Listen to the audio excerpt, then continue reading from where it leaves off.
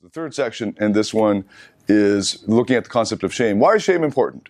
Shame is a shaming concept. If you were to just tell them point blank, the truth is you're dealing with shame, they'd be like, no, I'm not.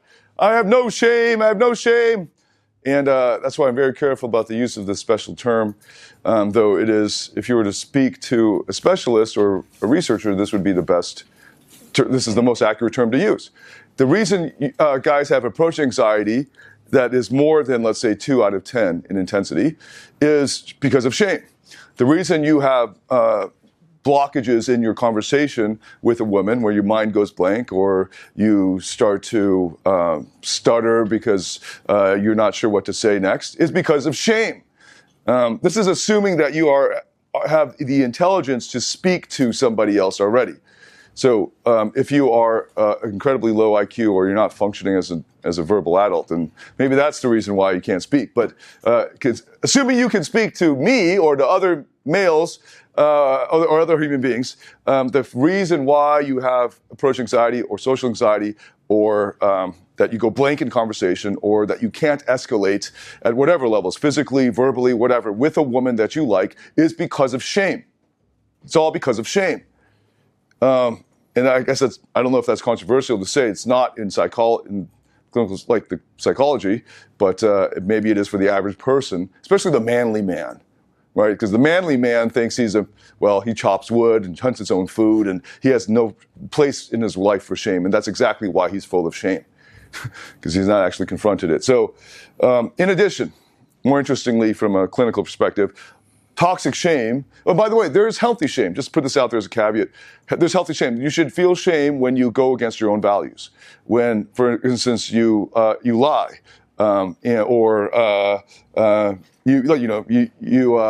you betray your friend, or you do something evil, or you kill somebody. Murder somebody. I hope that you have shame because there's a purpose for that shame. But toxic shame is shame that is unhealthy. It's there for bad reasons. And that's the kind of shame I mean. So from this point forward, when I say shame, I mean toxic shame. So I don't have to keep saying toxic shame over and over, but that's what it is. So toxic shame, or shame, is the underlying source of depression, alienation, self-doubt, isolating loneliness, paranoid and schizoid phenomena, or dissociative identity phenomena, compulsive disorders, addictions, splitting, any kind of multiple personality like dissociative, perfectionism, low self-esteem, deep unworthiness, borderline personality, narcissistic personalities. So shame is at the root of all of that. How does it work? So in this section, I'm going to go through how toxic shame works, how it came about, and how you can begin to get, and what it creates. So we have toxic shame. What are some of the ways that it plays out in our lives? And I'll begin pointing at the way out. So that's what's coming up. All right, I don't think I'll do all of these slides. We'll see how much time we have. How does it work? So to counteract shame, so sort of the opposite of shame, the antidote to shame is unconditional love and acceptance of yourself. All right, so shame will always be some part of you do not want and disapprove of, and you shove it down. So the antidote to that is unconditional love and acceptance. However, that seems to be psychologically the hardest task for all mankind. And the refusal to accept our true self creates powerful false selves. And if you can't create the false self to deal with the situation of life, you just die. You probably commit suicide, or you just give up and wither away.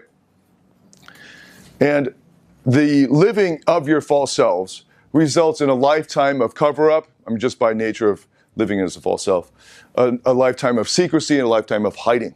And always worrying that people will see that you're not the self that you hope that you are, that you're trying to present, that you're trying to be, that you're trying to live up to. And the reason there's all of this self-help, success, grind, and hustle talk is because it's actually triggering people's shame reactions. They go, yes, I'm not that horrible person who's lazy and all this other stuff, which is good in a healthy way, but they're not accepting the fact that they are, in fact, perhaps lazy in those contexts and trying to understand why are they lazy. That's the way out. But instead of trying to understand that self that I'm pointing down, but the self that you shove down below the consciousness, instead of accepting that self, the lazy self, and lift it up and hug it and say, it's okay, let's figure out why you're not motivated. Because there's another part of you that's very motivated to do other things. You're very motivated to watch 9gag.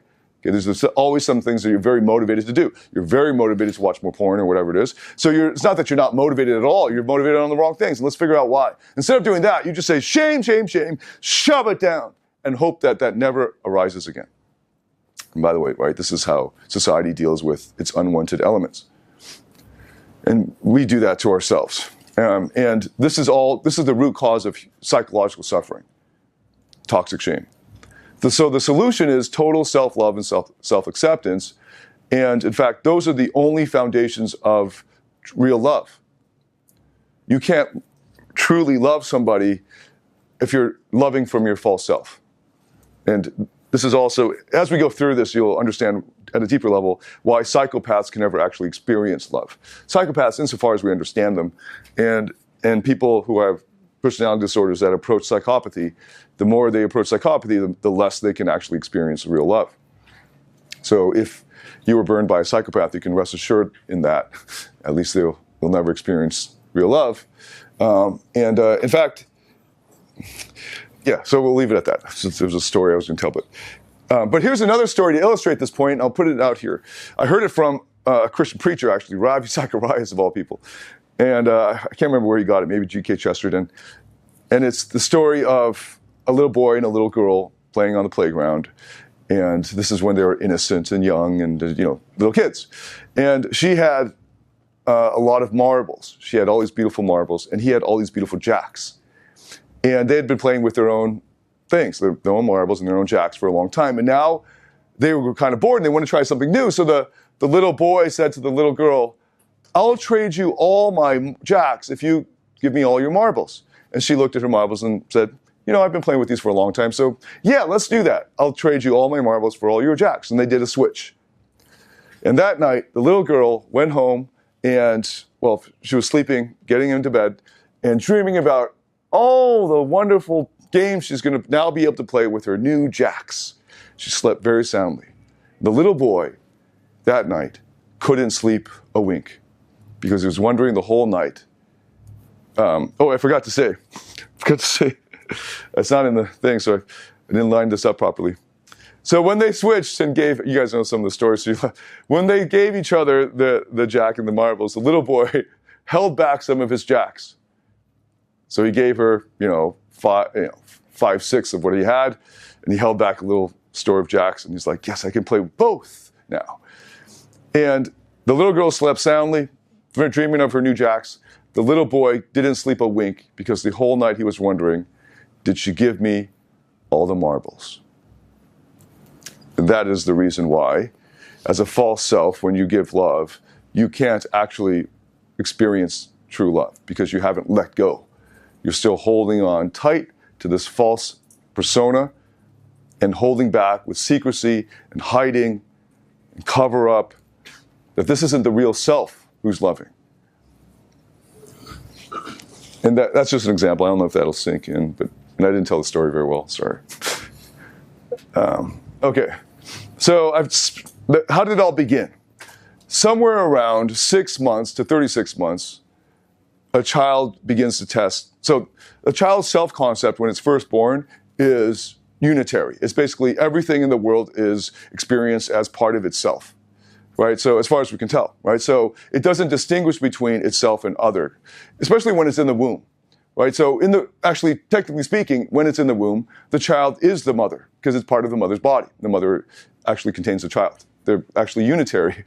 When it pops out of the womb, now they're two separate objects. But even then, if I were to cut out your liver and hold it out, it's still your liver. Okay, but anyway, the baby's out there. And now the baby's starting to realize over time, over the many months, that it's separate from this thing that provides it with food and touch and all of this, right? So as a little baby, you don't know that that boob that comes to you whenever you cry, when you're hungry, isn't in your control. Like it just feels like an extension of your body. And it just takes a while for it to get shoved into your mouth, right? So you're just like, wow, wow, wow, boob. Right, and then later on in life, you try to recreate that experience. Right, so anyway, so actually, which is partly true for very anxious people. So anyway, so then at some point you realize you don't have control over that thing. That thing has a fucking mind of its own. And you start to be introduced to the idea of other minds. And this is very frustrating for you because you can't control everything now. This is where we get, terrible twos. At the terrible twos, the kids are testing boundaries. What can I control and what can't I control? What is actually within myself? And they find out to their horror that most things in the world are not in the control. In fact, they find out they're very powerless in this world. And that these giants have all the power. And they can withhold food, they can withhold love, they can withhold comfort. Well, actually, they can withhold everything, and you would die. So this is very frightening for the child, but that's something that we all grew up figuring out somewhere around 6 months. And then we're testing the boundaries all the way up, in some cases to 36 months. If you continue to test the boundaries past that, you're definitely going to be some kind of antisocial personality. But most people will settle in somewhere between 18 to 36 months in testing boundaries and trying to figure out where you end and the rest of the world with its own minds and own autonomy begin. And this is where you start to develop shame. Because then you find out that there are things that are bad or wrong. And guilt is the belief that that thing that I've done, the behavior, that was bad. But I am not bad. Shame is the belief that I am bad and I am wrong. And the reason why it's so easy for children to feel shame and not guilt as a default is because everything is I. Right? The self-concept is still developing. And you'd have to be an enlightened parent to when you're scolding your child, to take the longer explanation to say, we love you, but this thing that you keep doing of hitting Tommy is not going to make Tommy like you. And that is going to be bad for you later on. So please stop doing that. Versus, stop doing that. Or, that's bad. Don't do that. Don't do that, Tommy. And they think, oh, I'm bad. Or, actually, they're both Tommies now, I guess. So what happens is as we get scolded, we end up we crush the toddler's autonomy and purposeful will, and that is the most damaging form of shaming that can be done. When autonomy is crushed, toxic shame is manifested either as overconformity, so this is the moving towards option, or rebellion against authority, moving away from. And it can also then result in a hermetic, a recluse option as well, of drawing in. And now the child's drive for autonomy, for separateness, for independence is now bound by shame. Okay, so I'll unpack that a bit more. Well, a lot more actually. So shame, so we're getting to understand shame and now we have to understand how the false selves are created. Neurotic shame is triggered by exposure of the self to the self. Okay, so that escape from the self becomes necessary. We escape from our original self by creating a false self.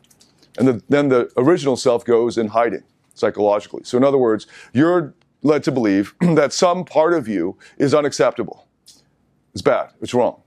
And because we're not very good as little children at 2 years old of distinguishing between various parts, because you're just learning it fucking now, you think that you are bad. It's not just some psychological part of you is bad.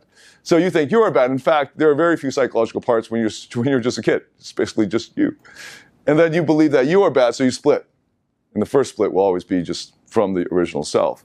And that's the creation of the first false self. And you hope that that false self, who's now the Guai the nice, obedient kid, is now the real you, because you want to be good. And you hear little boys repeat, well, I've heard little boys repeat to themselves, good boy, good boy, good boy, good boy, when they did something bad. Because I'm a good boy, I'm a good boy. So this is the creation of, well, that's a very obvious creation of a false self. Neurotic shame becomes the core motivator of the superachiever. And it also becomes the core motivator of the underachiever. Okay, both the moving against and the moving towards strategies Also, the star and the scapegoat, the righteous and the rebel, the powerful and the pitiful. No matter how successful and how much money you make, that says nothing about how much, well, it says nothing about whether you've escaped shame. In fact, shame could be a very strong driver to beat yourself into staying up very late and creating money so that you can say, fuck you to those people who fucked you over when you were a kid. Because it's all driven by shame. And that's a very common thing you'll see. And in fact, those people who are the most successful, the most driven, the most accomplished are those who need to go to therapy the most. Right? It's on both ends, of course. And also the people who are complete alcoholics and have destroyed their whole lives also need therapy. That's more obvious. So I'm more, for rhetorical purposes, I'd hammer that one, the other one home, which is that accomplishment actually, to be in the top 1%, you probably had to beat yourself more than you beat yourself harder than the 99%. And you need help. You need recovery. And you need to understand why you were so driven if you want to lead a fulfilled life. Because otherwise, one thing that we do regularly is we treat ourselves as if we don't have emotions. Or that we're very simplistic with our feelings. Fucking, eating, pleasure, like a massage, right? Whatever, right? Like a dog, actually. We treat ourselves like dogs. Like simple robots. And we don't, what we want in life, what do we want in life? What do we pay people for? We pay people if they can directly deliver those emotions, or we pay people to learn how we can get those things. So how can we get money? Well, the way to do that is the result. The result is output, work, production. In the meantime, our psychological life, our emotional life is dead and all shriveled up and desiccated. So anyway, it's easy to use shame to create behavior. But if you continue to just focus on behavior, don't be wondering why, or curious why you aren't fulfilled or happy in life. Neurotic shame is the essence of codependency. Also, because shame is the rupture of the original self into a false self. Every time you get shamed in a traumatic way, you split off into an adaptive self. And if the adaptive self from the previous times were useful, you'll use that again, and eventually you'll just fully inhabit that false self. With false selves, no true intimacy is possible. It's just one false self related to another false self, and then therefore there is actually no love, which is why most marriages actually fall apart, because in the first place there was no real love there. It was just chemistry and passion, and it's like when a dog is in heat and wants to fuck, and then they get into trouble, so they stay together. It's like 21st century marriage. Now let's link this to the first section on narcissism. How are they related? Narcissistic personality disorder is characterized by grandiosity, extreme self-involvement, a lack of empathy for others, the pursuit of others to obtain admiration and approval, and underneath this external facade is an emptiness filled with envy and rage. Envy and rage. Jealousy and hatred. At its core is internalized shame. The splitting off into a narcissistic personality disorder. What'll happen is, like repetition compulsion, you will reenact the situation that created this. So the offender was once victimized similarly to how he now criminalizes, because he wants to feel powerful now. So he passes down more shame to other people. And so parents who were shamed, as almost all of them were, as all human beings were, will then shame their kids. And then the cycle continues. Those kids shame their kids and so on. The most common source of shame is the family system. Toxic shame is multigenerational. It gets passed down from one generation to the next, and this creates the actual impossibility of intimacy. Everyone does, good parents desire good things for the child, but the way that they think to create that good thing, the desired behavior, will often lead to shame, because it's really hard to parent perfectly anyway. Actually, I don't think you should try to do that. But instead, you should explain to your child that you're a human being too. That's an important thing. And what this results in when two false selves are in relationship is manipulation. And every guy who learns game, every guy who gets a book on tricks or tips with the wife or the girlfriend or how to get a girl is engaging in the beginnings of manipulation. Well, he's engaging in manipulation. That's what I mean by manipulation in the simplest sense. Not manipulation with bad intentions. I just mean manipulation. I mean thinking, I actually am thinking this, but if I say that out loud, I'm not going to get that from this person. So I'm going to say this other thing. And it's, sometimes if it's sort of like a white lie, it's okay. And for limited times, and I'm willing to even throw that away. I don't know. It'd be really interesting to see how just brutal truth would work. But okay, I can understand. Definitely white lies and things like that. But to have a relationship from a false self to another false self is straight up, by definition, manipulation. You're putting out a false self because you hope that it will get a certain result, a reaction from the other people. And they're putting out a false self to get the reaction from you. This is also going to result in withdrawing, in blaming, in denial, in idealization, in repression, in dissociation, in what psychologists call confluence, which is the agreement never to disagree. So this is where this actually happens a lot in Asian households, that it's even shameful to have an argument. And anyway, and this leads to pseudo-intimacy, pseudo-connection.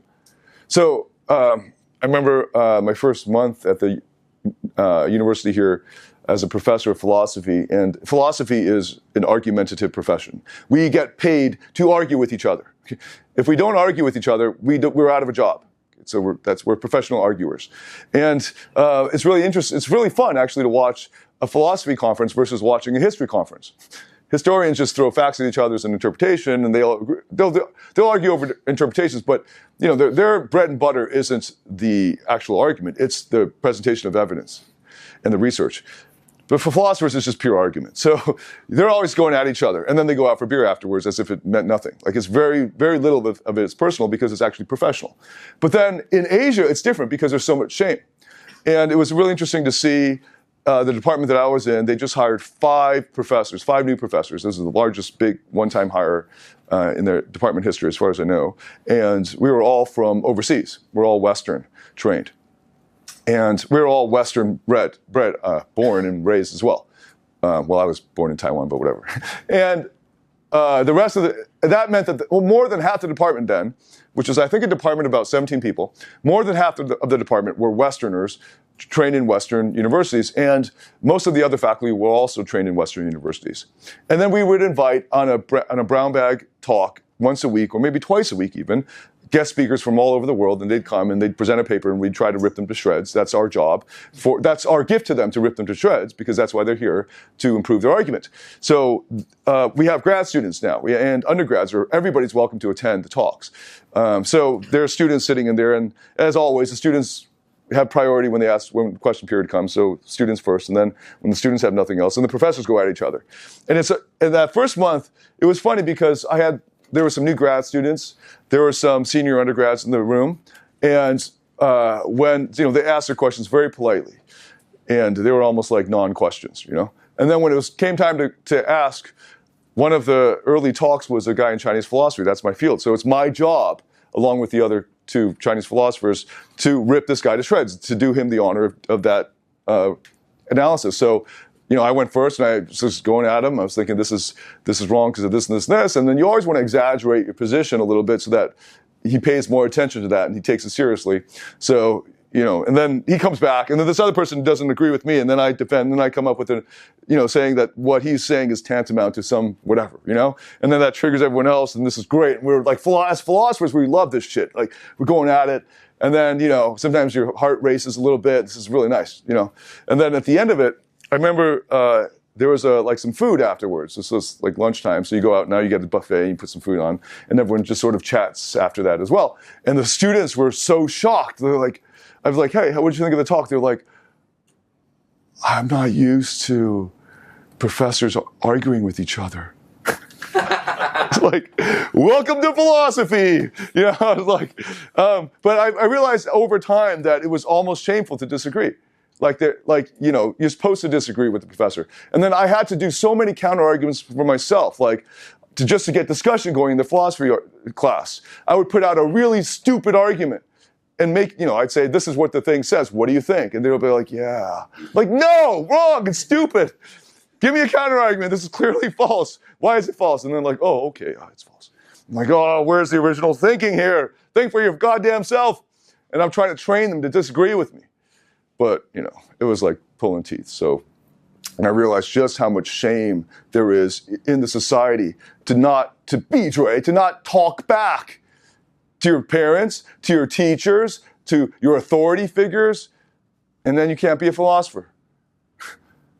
How many original philosophers actually have come out of Asia?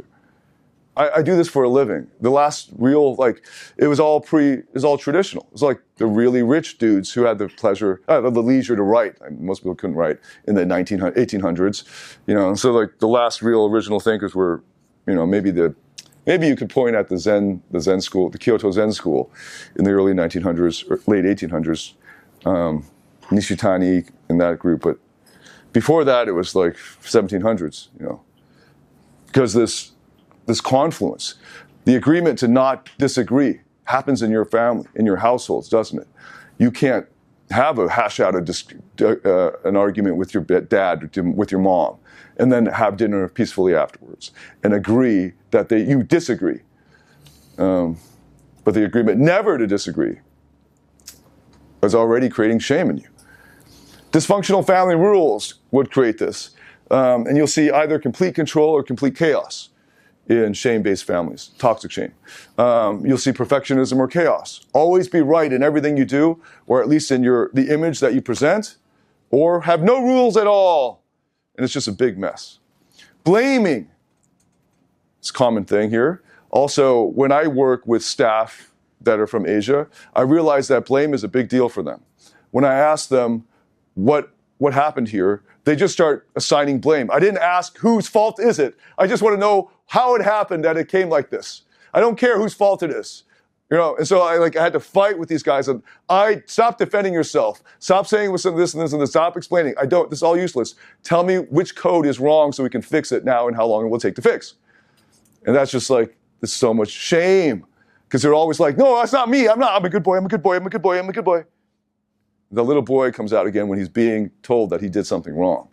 The no talk rule, the B's way, right? The shut up.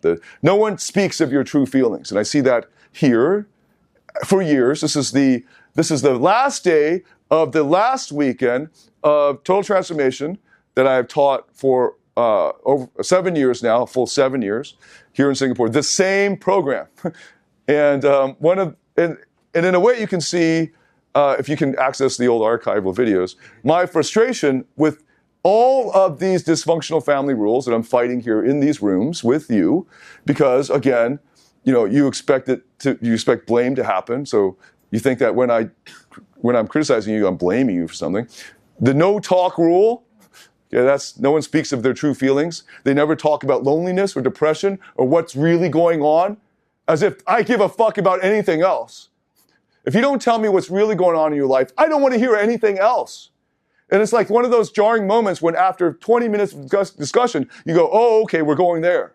Oh, okay, I got to talk about my relationship now. Okay. Yeah, what the fuck do you think we've been doing here? It took you 20 fucking minutes. It's just like in philosophy class when they won't disagree with me and I purposely give them a shit argument. And then they nod their heads like a fucking robot, unthinking, just accepting authority. Fucking tell the authority off. Tell me off. Think for yourselves. No talk rule, the no listen rule. By the way, in order for you to nod like this, I assume those students in that philosophy class weren't that dumb. There were some smart students in there.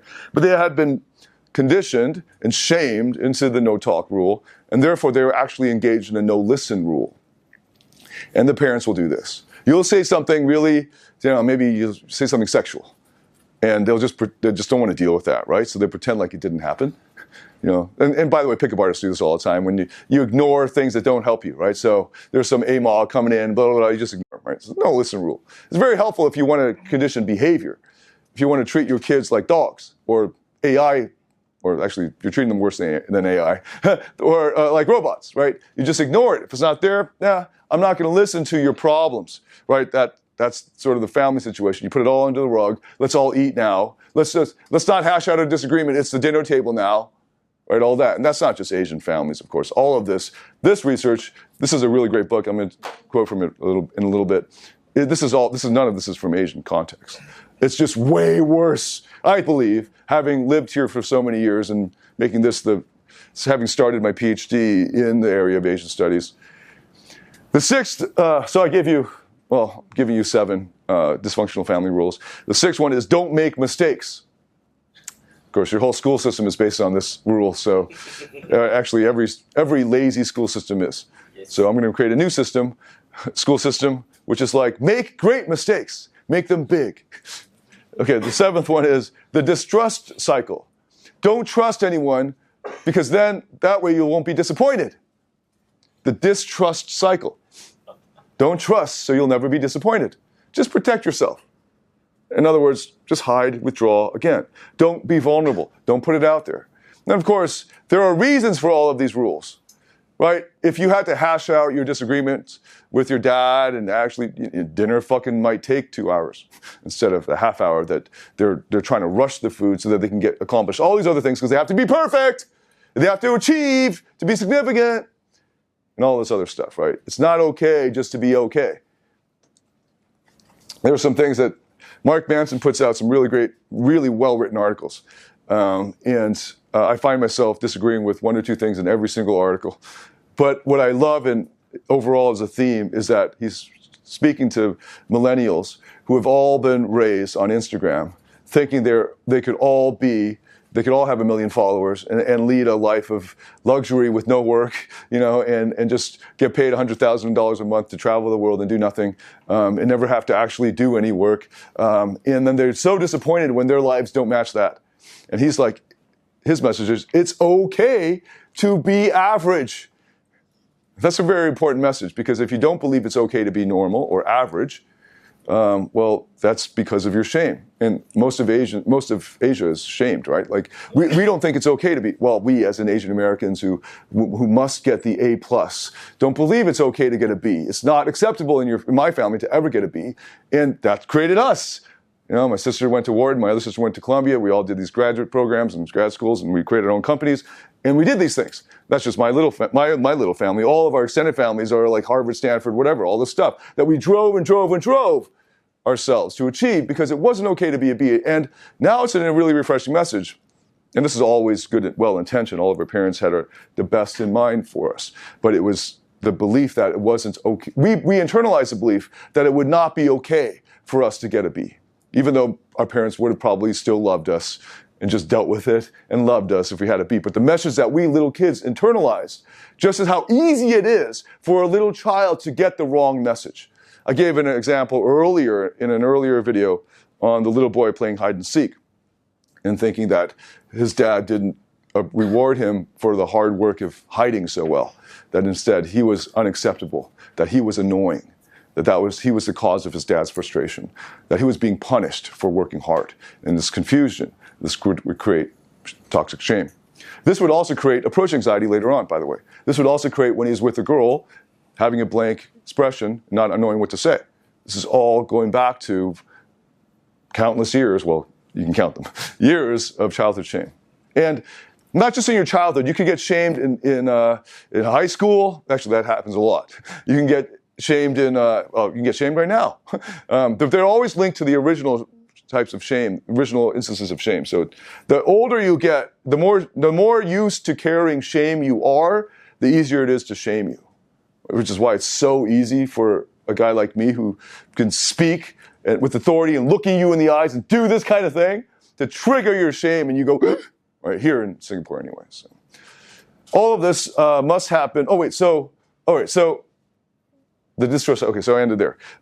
There's a great book that I believe is the best first book on the development of toxic shame in you as a human being, which is Alice Miller's book, The Drama of the Gifted Child.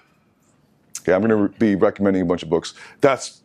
I think that's the best one because it's the shortest, and because I believe it's very clearly written without much jargon and with stories.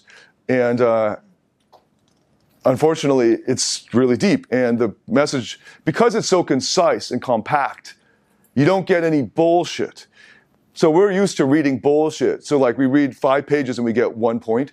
But instead, what I discovered with Alice Miller, because it's the German style also to be very direct, and this is a translation from German, is that every sentence in that paragraph is making a specific point.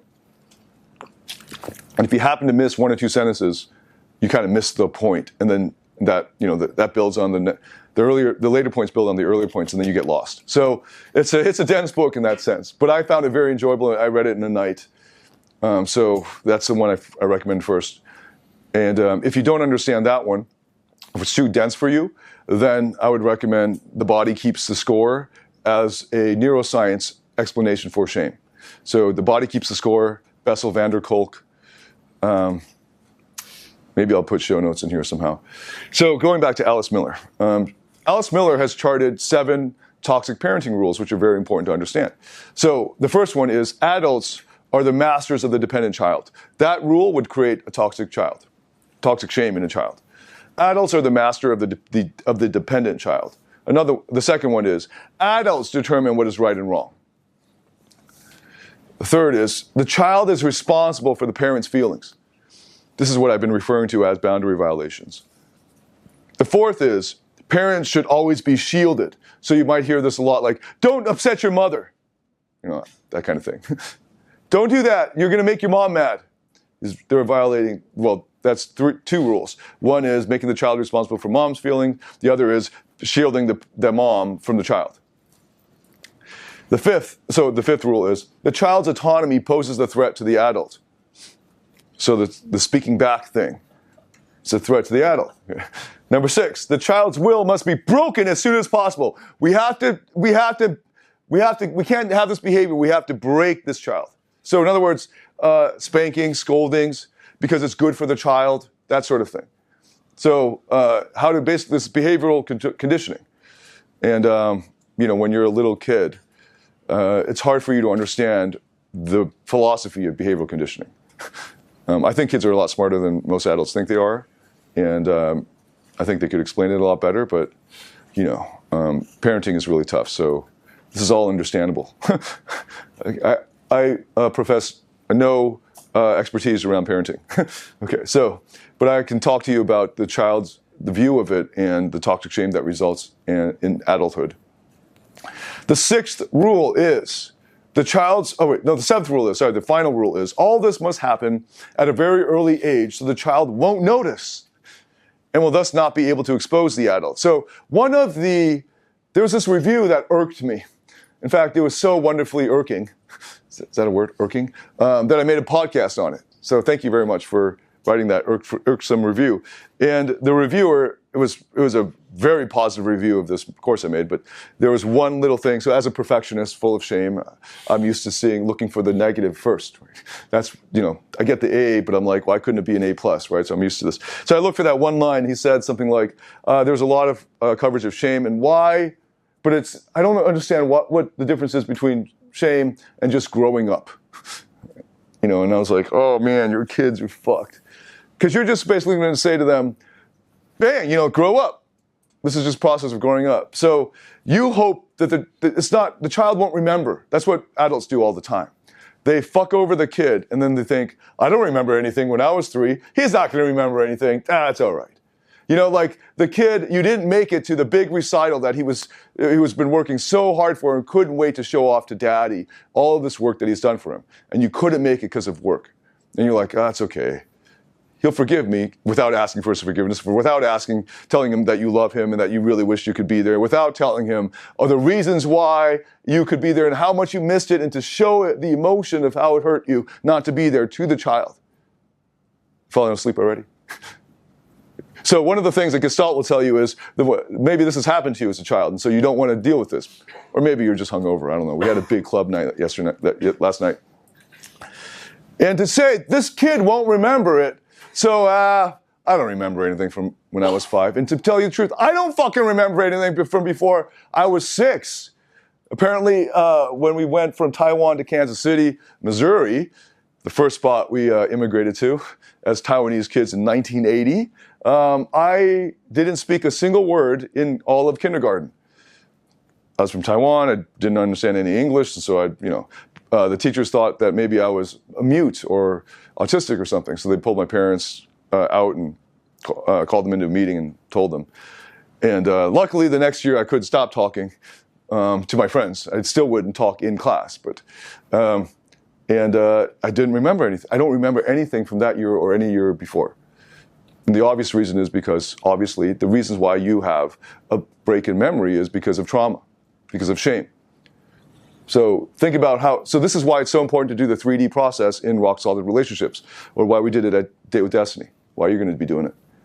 Because that is the beginning of the first breakage in the false self that you can remember. There might have been earlier ones, but that one was probably the most traumatic. Throwing a 5-year-old kid from Taiwan in 1980 into an all white and black school with no guidance whatsoever was probably pretty traumatic. I don't remember. So that's a good one, And you go through that process in your unconscious to uncover these. And as you go through it, you'll uncover things at 11 years old, 7 years old, 9 years old, or whatever.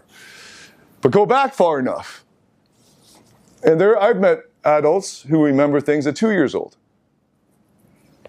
So it's not that you can't fucking remember because you're stupid and you won't remember, because our brains are it's in there.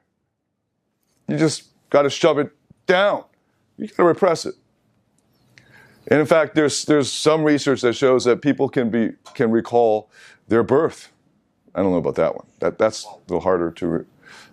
Oh, you haven't seen this research? Well, anyway, I don't want to go there because I'm not sure how strong that is. But there's a lot of literature on that. Not remembering anything before 5 years old. I know maybe some of you can remember 4 or 3 years old because you were in the same place. All Singapore the whole fucking time, right? So it's easy for you to have continuity. When you have a big breakage, like you had to move from Taiwan to America, it's hard to remember life in Taiwan. It's a big break. It's easy to shove that under your unconscious.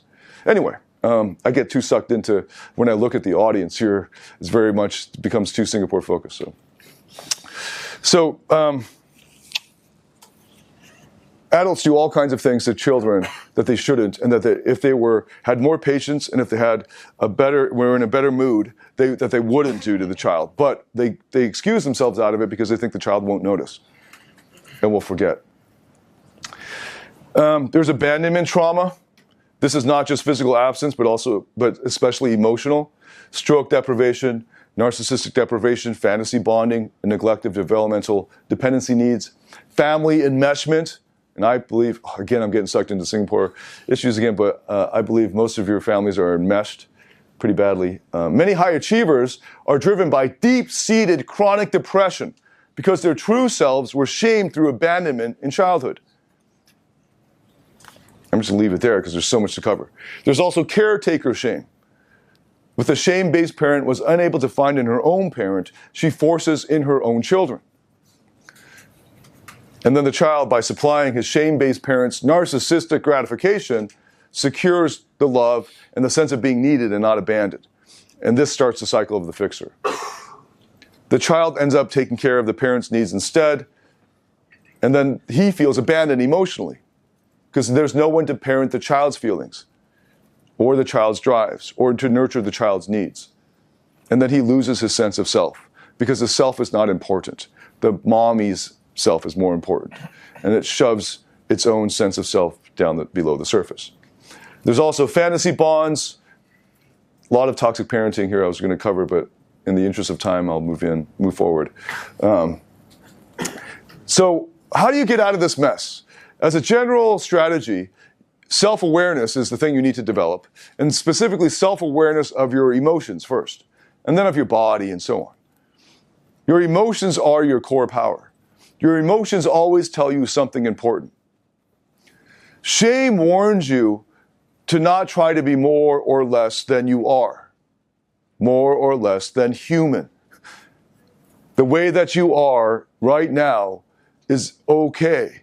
You need to understand why you're this way. Not to say, no, I don't want to be this way, so I'll pretend I'm not this way. Shame signals our essential limitations. For example, anger is energy that gives us strength. Right? We're going to actually be, in Lifestyle Mastery, we'll be exploring how to use that energy, the Hulk energy. Sadness is energy we discharge in order to heal. It's really important to stay with your sadness, not to pretend like you're not sad or run from sadness. Sadness is one of the most powerful healing emotions that you can ever have. Sadness. And it's a common reaction in Singapore to pretend to not want to feel sad and to pretend like you're not sad when in fact you're still deeply sad, but you just shove it into the unconscious, so you pretend like you're not sad. But everyone who is mature can see that you're sad. But because you don't even let yourself be sad, you're incredibly sad. Because the sadness just eats away at you. It rots from the inside. Fear releases an energy that warns us of potential danger. Pay attention to why are you afraid? Why? Not just, I don't want to be afraid, so teach me the how-tos to stop the fear.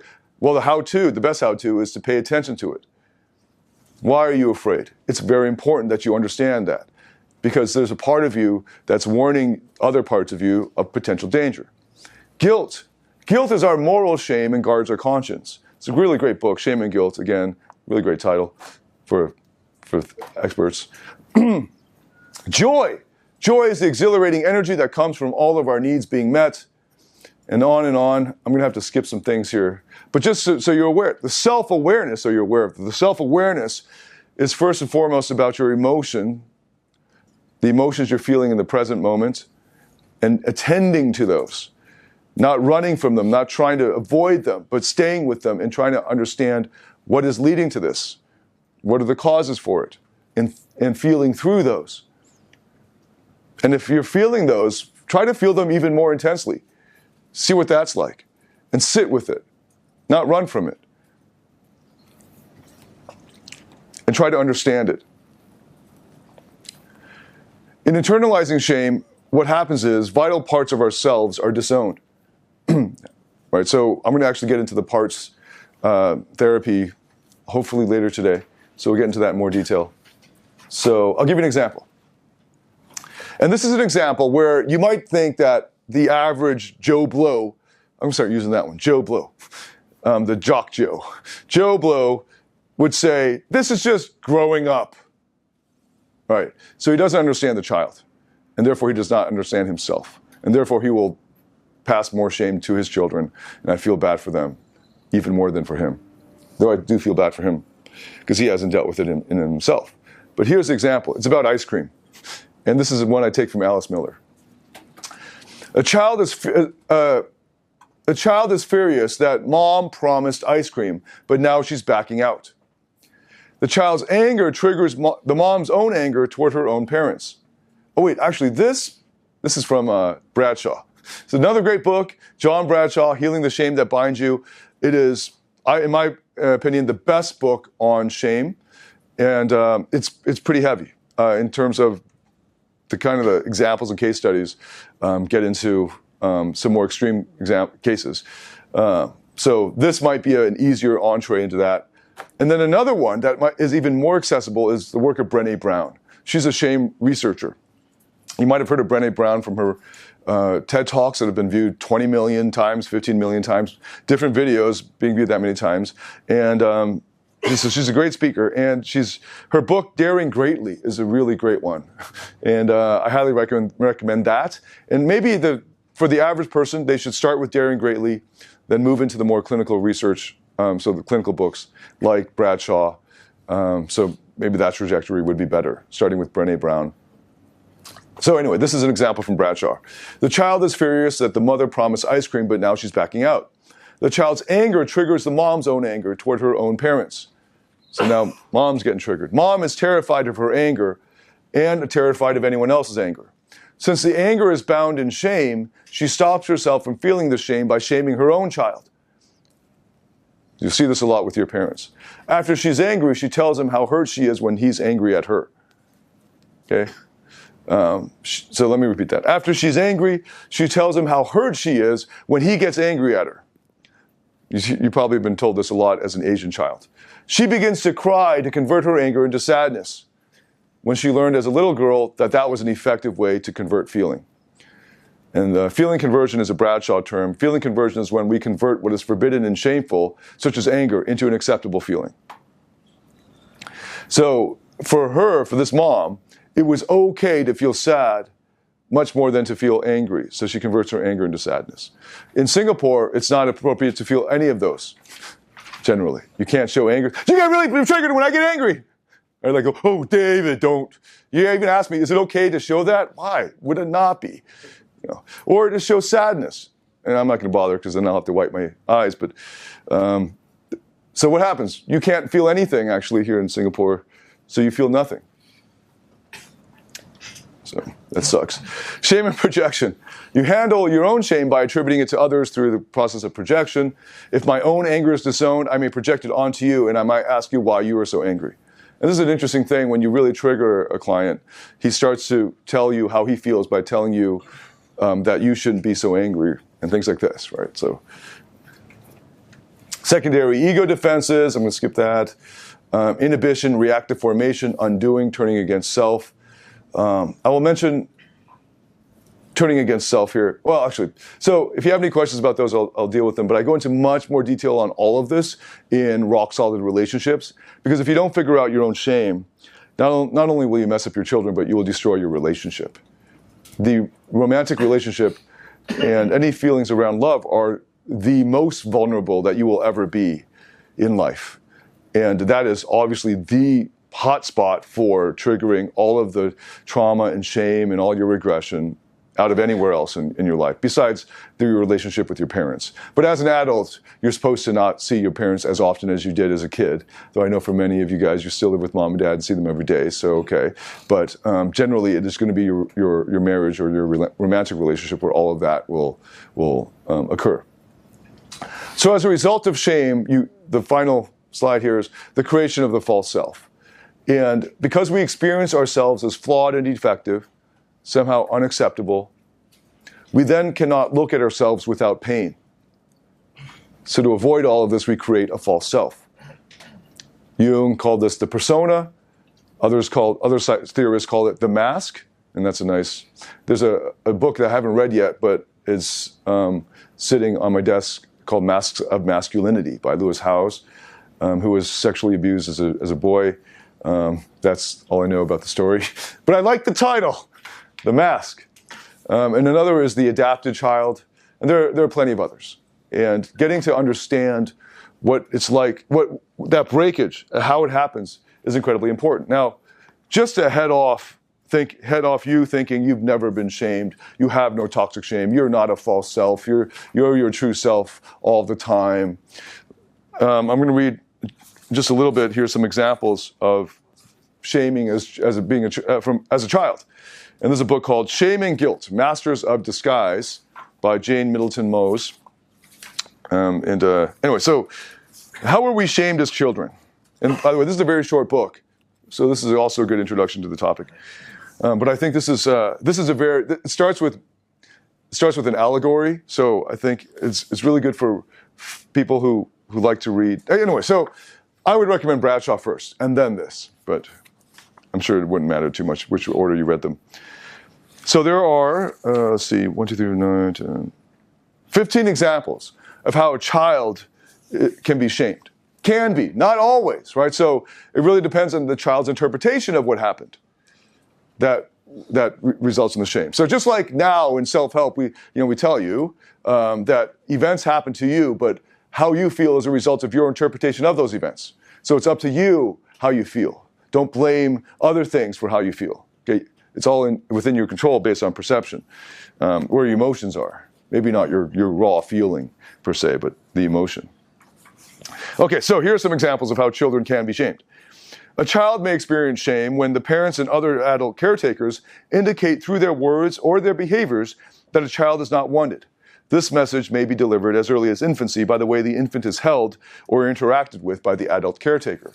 So there's that. So little excursions. There's brilliant research that is now would never be approved by ethics boards, which was early 1900s.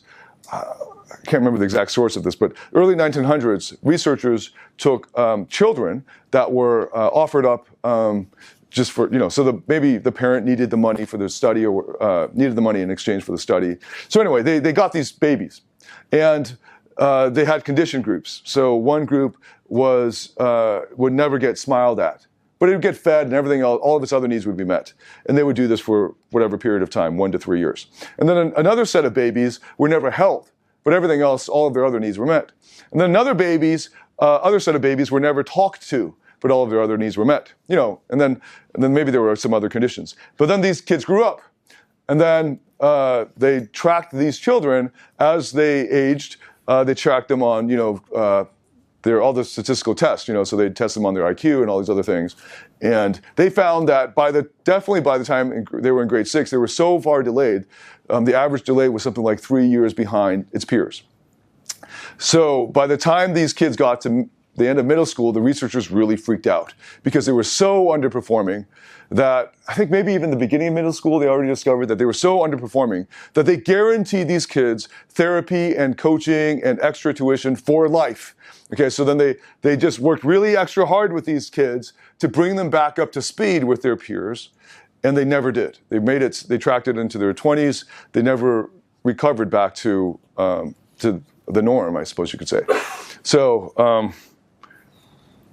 they don't do studies like that anymore. Well, number 2, when a child is humiliated in public, the shame response in the child increases. So I've seen this happen here in Singapore at the McDonald's, wherever, like parents telling the kids, don't do that. What will people think? Don't do that. Others are looking at you. Look, others are looking at you. So it's so easy to pick examples of shame here in Singapore. So, but obviously you see this in the West as well. Number 3, when disapproval is shown towards the child that is aimed at the child's entire being rather than at a particular behavior. For example, you are a very bad boy. Okay, bad boy. Okay, so that's what we say to the dogs, by the way. Bad dog. Okay, so rather than, Tommy, I don't like it when you hit your sister. I can understand your frustration with her, but I don't want you to hit her again. And actually that statement, I don't want you to hit her again, is very powerful and very mature. It's not saying hitting her is wrong, because now we get into a philosophical argument about autonomy and free will and so on. It's saying, I don't want you to hit her. And this is assertiveness training, actually. So this person had assertiveness training. She knows how to state her wants. So this is really, if the kid wants to, it's up to the kid. I've now voiced what I want, right? And then it's also, if you don't want what I don't want you here in this room right now, and you need to sit out in the hall, take some time out to fit in with the rest of society, and we're going to explain to you also why this would be good for you in the future. And you talk to the kid like an adult, not like a dog. Bad dog. That's how we talk to dogs, because we don't expect them to understand the rest of our words. But for all we know, dogs can. I don't know. Number 4, fourth example, when a child must hide a part of her or his being in order to be accepted, shame is created in the child. For example, any mistakes, needs, joys, sorrows, illness, successes, or tears. Anytime a child must hide some part of herself or himself. The 5th example, when a child's emotional or physical boundaries are violated, as occurs in physical or sexual abuse of an overt or covert nature, shame is created in the child. A child cannot develop his or her identity unless clear boundaries exist between parent and child. Physical and sexual abuse from others in the child's environment lead to a sense that the child believes, I am not lovable or accepted. I am only lovable and accepted when I am this way, when I am guai, when I am obedient, when I am whatever. So obviously in the sexual abuse environment, it's going to be about when I am sexual. The child also grows up in a world of secrets, feeling that I must hide myself constantly from the eyes of others. And that's from sexual shame, right? From the abuse. Sixth case. When children feel that they have no privacy or no place to hide, the child grows up with a pervasive sense of inadequacy and thinks, I must really be a bad person. Examples of this include parents who go through their children's things, or parents who listen in on phone calls of their children, or parents who read their mail, or make such statements as, I know what you're thinking. If you loved me, you'd tell me everything. So 7th example. When adults ignore or treat indifferently events or gifts that are important to the child then feels intense shame. Here's an example. A child works all day on a drawing for mother. Mother doesn't take the time to look at it. Instead, hides it away on top of a pile of things or says, "What am I supposed to do with this?" When parents consistently do not attend functions that are important to the child, like ball games, like parent-child dinners, or plays, the child develops a sense that he or she is just not important enough. 8th case. When a child feels by comparison that his parents are somehow different from other powerful figures in the child's world outside the home, the child then may begin to feel shame regarding the family and thus shame of self. This feeling of difference sometimes leads to split loyalties in the child between home and the world outside. This causes the child to hide one part of his world and thus himself from the other. Some examples of this. Children of immigrant parents whose language or speech or customs differ from the world outside his home. That would cause shame. And this is obviously no fault of the immigrant parents. In fact, that might have been what happened to me when I was 5 years old. Children of racial minorities where color has come to mean badness, laziness, powerlessness, or helplessness in the world outside the home. Children of poverty where having a lack of money or things is judged to mean non-acceptance. Number 9, when a child feels that parents or members of the family are somehow flawed when compared to other adult figures in his or her world, shame develops in the child. For example, children where a family member is alcoholic or a drug abuser and their behavior is embarrassing. Children where a family member has a physical or mental disability, and that difference is never discussed, or the child can't express feelings of embarrassment. Whenever you don't allow, and by the way, just that last part, whenever you don't allow a child to express his feelings, you're now shaming. He's going to develop toxic shame. And I see that happening a lot here because there are a lot of feelings that you feel like they're not acceptable, so you don't let them out. And so actually the work that we need to do doesn't get done. Case 10, when trust, and by the way, I know all of this, well, the examples I use when I accuse you of things, because I also have been a result of that. So I took 2 years to go through method acting, go through therapy, and continuing to do this. I hope these are lifelong skills that I can take on that help me to access and free up emotional blockages so I can express the feelings that I actually feel. And of course, the first step is to know what you're feeling, self-awareness. Number 10, when trust in important adult figures is damaged or destroyed through inconsistency or neglect, the child experiences confusion about where I belong or what can I expect from the world. This feeling of disconnectedness or lack of attachment leads to increased internal shame and isolation. The 11th example, so we're almost done. When a child grows up with adults who are ashamed and feel powerless in the world, the child also develops a sense of shame. Shame is contagious, which is why, again, I'm getting distracted by Singapore, but I can't spend extended periods of time here anymore. Number 12, when a child is made to feel unwanted or unlovable or flawed or worthless in the broader world of school or community, debilitating shame develops in the child. So here's some examples. Children who have difficulty learning to read because of undetected learning disabilities and through words or behaviors are made to feel lazy or stupid.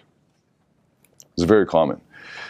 Through neglect at home, children who come to school inappropriately dressed or with poor hygiene are isolated, made fun of, or looked at with disgust by those in the world of school and community. Some children are treated with sympathy by well-meaning adults who then increase their sense of insecurity and lack of self-respect and powerlessness in the outside world. So this is even trickier. If you pull this kid out for special attention and you feel really sorry for them, they feel condescended to and they feel like somehow they're different in a bad way. So it's tough. It's tough to parent well, it's tough to teach well. Children are very vulnerable and they soak everything in like a sponge, and in a way that's like with no filter.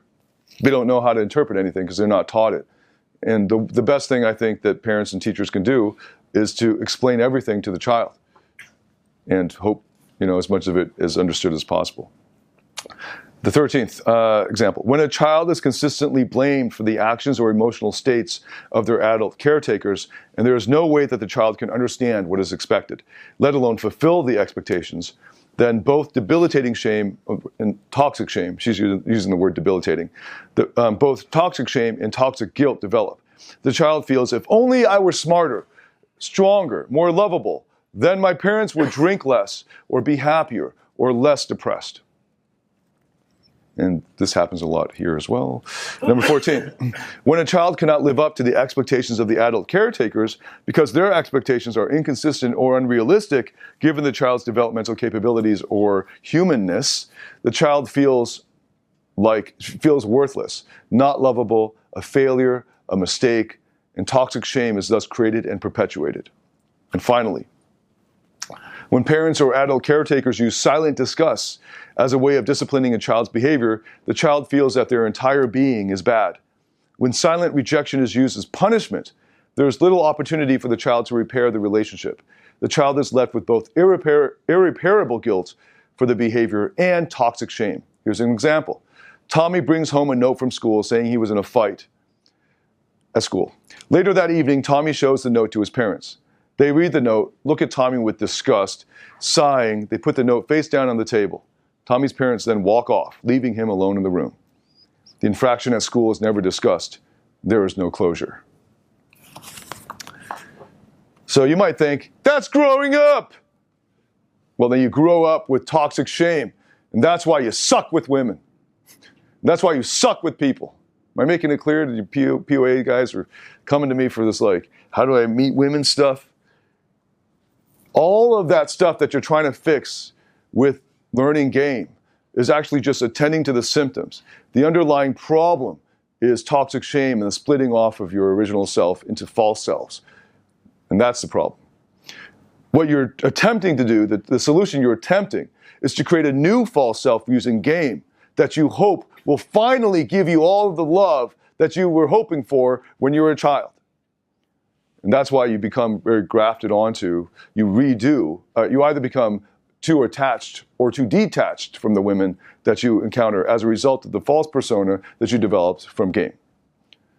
And the way out of this is actually to see the original problem that, by the way, all of clinical psychology addresses.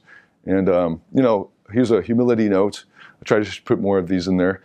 A humility note, I'm 41. I only discovered this field seriously in the past 4 years. So I thought I knew everything about psychology, but really all I read was social psychology, which is really popular, right? Positive psychology, the psychology of happiness, and evolutionary psychology.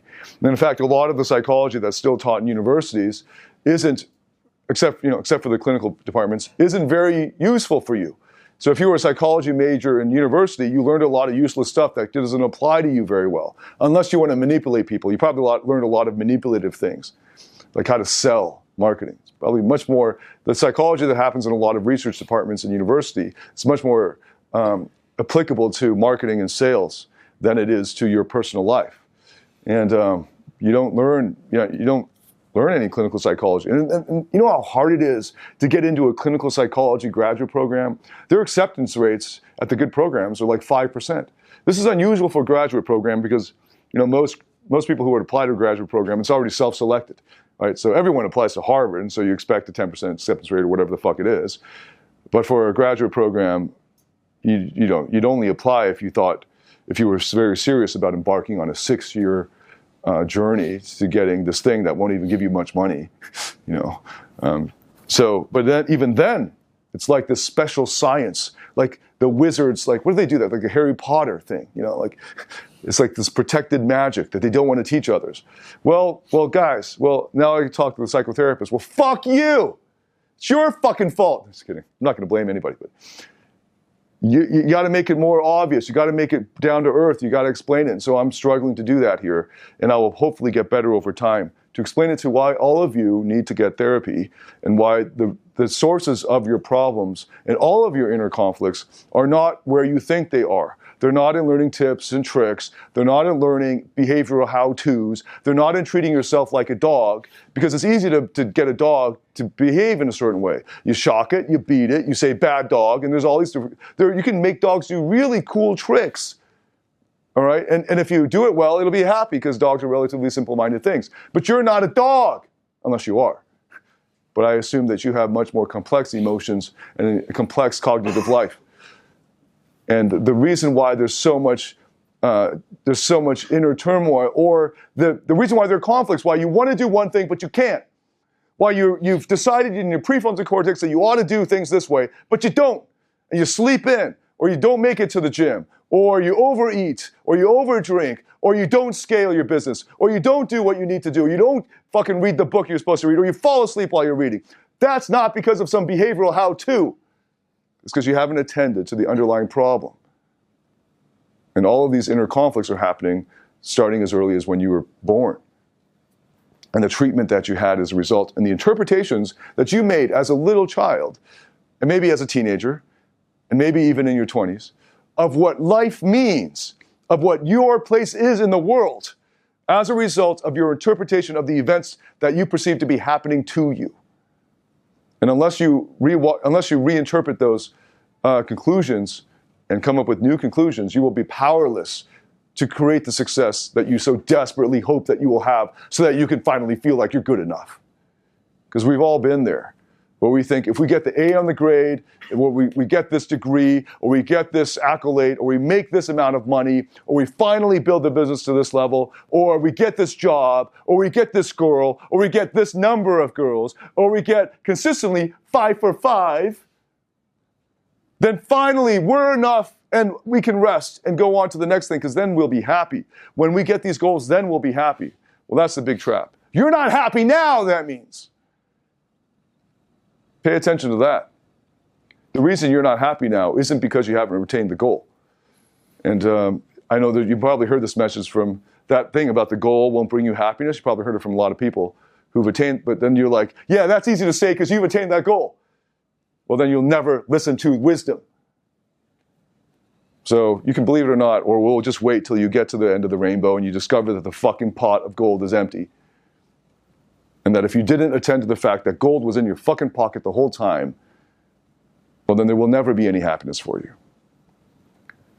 So we'll end there, take a longer break, and we'll pick up on your inner child after the break. Thank you very much.